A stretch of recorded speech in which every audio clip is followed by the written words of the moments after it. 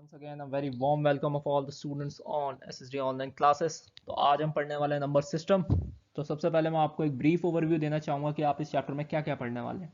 तो पहले हम पढ़ेंगे कि टाइप्स ऑफ नंबर कौन कौन से नंबर्स होते हैं, जैसे कि whole number, real number, irrational number, rational number, इनके बारे में हम जानेंगे। उसके बाद हम सीखेंगे कि इन नंबर्स को हम नंबर लाइन पे कैसे डिनोट करते हैं, कैसे रिप्रेजेंट करते हैं।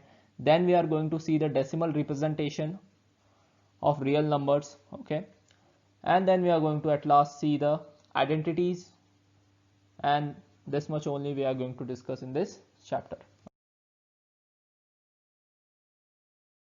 कितने टाइप्स के नंबर होते हैं, ठीक है, कुछ आप पहले से जानते होंगे जैसे कि natural number, whole number, integers, ठीक है, लेकिन हम फिर भी थोड़ा सा उनके बारे में जानेंगे। जैसे कि नेचुरल नंबर्स, जो भी पॉजिटिव इंटीजर्स होते हैं जैसे कि 1 2 3 4 5 ऑल आर नेचुरल नंबर्स। अब नेचुरल नंबर्स में आपके 1.5 नहीं आता। 1.5 is not a natural number, okay. All positive integers are natural number, या फिर जो भी हम काउंटिंग के लिए यूज करते हैं, ठीक है, those are natural number. Now moving on, whole numbers. Whole numbers कौन से नंबर्स होते हैं? जो जीरो से शुरू होते हैं। अगर मैं नेचुरल नंबर को जीरो से शुरू कर दूं तो वो क्या हो गया आपका? Whole numbers, okay. अब हम बात करते हैं इंटीजर्स की। इंटीजर्स क्या क्या होते हैं? इंटीजर्स वो नंबर होते हैं जिसमें कि सारे नंबर आ जाते हैं, सारे पॉजिटिव भी नेगेटिव भी नेचुरल नंबर, ठीक है। सारे नंबर से मेरा मतलब ये नहीं कि आपके उसमें फ्रैक्शनल नंबर भी आ जाएंगे, फ्रैक्शनल आ जाएंगे, नहीं। वी आर टॉकिंग अबाउट -2 -1 और नेगेटिव एंड पॉजिटिव नंबर है जिसमें आ जाए तो वो आपके इंटीजर्स हो गए, ठीक है। रिप्रेजेंट किससे करते हैं इंटीजर को? जेड से रिप्रेजेंट करते हैं। होल नंबर को डब्ल्यू से रिप्रेजेंट करते हैं। नेचुरल नंबर को एन से रिप्रेजेंट करते हैं। रैशनल नंबर क्या होते हैं? जो भी नंबर पी अपॉन क्यू की फॉर्म में रिप्रेजेंट कर सकते हैं, जैसे कि 1/2, 3/4, 5/2, ऑल आर रैशनल नंबर्स, जिन्हें मैं पी अपॉन क्यू की फॉर्म में रिप्रेजेंट कर सकता हूं, जहां पे क्यू जीरो नहीं होना चाहिए, ठीक है। अब कुछ बच्चों के दिमाग में एक सवाल आ रहा होगा कि क्यू जीरो क्यों नहीं होना चाहिए? जो उसका डिनोमिनेटर है वो जीरो क्यों नहीं होना चाहिए?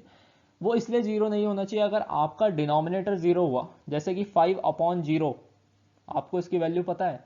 नहीं, because the value of 5/0 is not defined, okay. किसी भी नंबर को इन्फिनिटी से डिवाइड करते हैं या फिर इन्फिनिटी को इन्फिनिटी से डिवाइड करते हैं, all are not defined values, या आप बाद में जाके पढ़ेंगे। फिलहाल आप इतना याद रखिए कि डिनोमिनेटर जीरो नहीं होना चाहिए, ठीक है। मूविंग ऑन, रियल नंबर क्या क्या होते हैं? जितने भी नंबर हैं वो सारे रियल नंबर हैं, ठीक है। अब हम बात करते हैं थोड़ा नंबर, हम दो नंबर के बीच में रैशनल नंबर कैसे फाइंड आउट करेंगे, ठीक है। दो नंबर के बीच में रैशनल नंबर फाइंड आउट करने के दो तरीके हैं, ठीक है। तो हम एग्जाम्पल के जरिए समझेंगे कि वो दो तरीके कौन कौन से हैं। सबसे पहला तरीका क्या है कि आपको मान लीजिए कोई दो नंबर दिए हुए हैं 2 and 3, okay, you are given two numbers 2 and 3। आपको इसके बीच में रैशनल नंबर फाइंड आउट करने, तो आप क्या करिएगा, जैसे कि हम क्या निकालते हैं, किसी भी चीज का मीडियन निकालते हैं, जैसे कि हम कर सकते हैं x + y/2, तो हमें वही फॉर्मूला यहाँ पे यूज करना है। सिंपल भाषा में समझाने की कोशिश करेंगे हम यहाँ पे कि x = 2 ले लो और y = 3 ले लो, ठीक है। मैंने क्या फॉर्मूला बताया था आपको? x + y/2 कर लीजिए, तो हमने क्या करा, 2 + 3/2 कर लिया, तो हमें क्या मिल गया? 5/2। अब इसी प्रोसेस को मुझे दोहराते रहना है, ठीक है। फिर मैंने क्या करा, 5/2 को लिया, जो आपका आंसर आया यहाँ से, इस जगह से जो आपका आंसर आया, इस जगह से जो आपका आंसर आया, उस आंसर को लीजिए और जो x है उसके साथ ऐड कीजिए और उसे 2 से डिवाइड कर दीजिए। फिर जो यहाँ पर आंसर आएगा उसको फिर से x के साथ लीजिए, उसे 2 से डिवाइड कर दीजिए, ठीक है। आप y भी ले सकते हैं, जरूरी नहीं है कि x ही लेना है, y भी ले सकते हैं, तो भी आपको एक रैशनल नंबर मिलेगा 2 and 3 के बीच में, ओके। अब दूसरा तरीका क्या है? दूसरा तरीका है, मान लीजिए आपको बोला कि 5 रैशनल नंबर निकालो दो नंबर के बीच में, जैसे कि मैंने बोला कि 3 और 4 के बीच में आपको 5 रैशनल नंबर निकालने हैं। अब रैशनल नंबर क्या होता है? जो नंबर P अपॉन Q के फॉर्म में होते हैं, जहां पे Q 0 नहीं होता है। तो 3 और 4 के बीच में आपको 5 रैशनल नंबर निकालने हैं। तो करना क्या है, आपको जितने भी रैशनल नंबर निकालने हैं, जैसे आपको यहाँ पर 5 रैशनल नंबर निकालने हैं, तो 5 में एक जोड़ दीजिए, 5 प्लस 1 कर लीजिए, 5 प्लस 1 कर लीजिए। और जो ये 5 है, जो जितने भी नंबर हैं उसके मल्टीप्लाई कर लीजिए, एक बारी 3 के साथ और एक बारी 4 के साथ। तो जैसे कि मैंने करा, एक बारी 3 के साथ मल्टीप्लाई करी 5 की, तो 5 प्लस 1 की, तो क्या आ गया आपके पास, 5 प्लस 1 की मल्टीप्लाई करनी, सॉरी मैंने बोला 5, इट्स 5 प्लस 1, 5 प्लस 1 की मल्टीप्लाई करनी है आपको किसके साथ, एक बार इस 3 के साथ और एक बार इस 4 के साथ। और उसके बाद जो मल्टीप्लाई करके आंसर आया उसी को डिवाइड कर दिया मैंने 5 प्लस 1 से। 5 प्लस 1 इज 6, 6 3 जा 18, 18 डिवाइडेड बाय 6। सिमिलरली 4 6 जा 24, 24 डिवाइडेड बाय 6। ठीक है, अब आप एक चीज नोटिस करेंगे कि भाई 18 divided by 6 is equal to 3 and 24 divided by 6 is also equal to 4। तो हमारे पास दो नंबर मिल गए, हमें दो रेशनल नंबर मिल गए, 18 बाय 6 और 24 बाय 6। अब इसके बीच में आप रेशनल नंबर निकाल सकते हैं, जैसे कि 19 बाय 6 इसके बीच में है, 20 बाय 6 इसके बीच में है, 21 बाय 6 इसके बीच में है, 22 एंड 23 बाय 6 इसके बीच में है।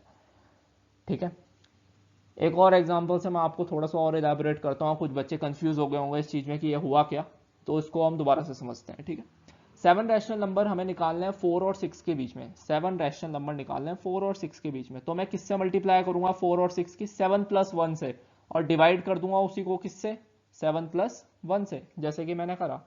7 plus 1 is 8 multiplied by 4 is 32 and 7 plus 1 is 8 multiply by 6 is equal to 48, और मैंने उसको डिवाइड कर दिया 7 प्लस 1 से। तो 32 बाय 8 और 48 बाय 8 के बीच में जो नंबर है आप उनको यहाँ पे लिख सकते हैं, वो सारे क्या हैं, आपके रिक्वायर्ड रैशनल नंबर्स।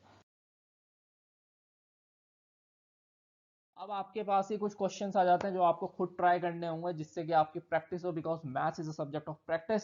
जितना ज्यादा प्रैक्टिस करेंगे उतना अच्छा आप कर पाएंगे। तो ये है आपके पास कुछ क्वेश्चंस, कुछ आपके एनसीईआरटी में भी क्वेश्चंस है जिनको आपको करना चाहिए।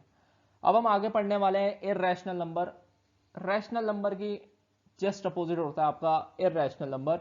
रैशनल नंबर वो नंबर होता है जो P अपॉन Q की फॉर्म में रिप्रेजेंट होते हैं, जहां पे Q 0 नहीं होता है। इररेशनल नंबर वो होते हैं जो कि P अपॉन Q की फॉर्म में रिप्रेजेंट नहीं हो सकते।